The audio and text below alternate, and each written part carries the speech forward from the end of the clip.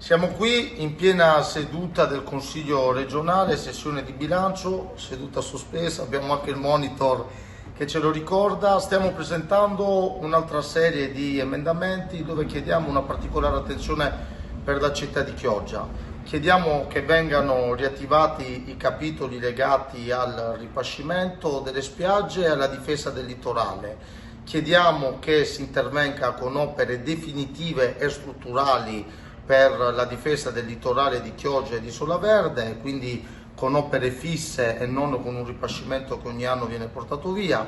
Inoltre chiediamo che ci sia un intervento forte della Regione Veneto per dotare la banchina del nostro importantissimo mercato ittico con colonnine di luce e acqua per evitare, da una parte scomodità per le imbarcazioni e per i pescatori e dall'altra per una sostenibilità ambientale. E in ultimo chiediamo che vengano stanziati 10.000 euro per la creazione di una sifelina nella nostra città.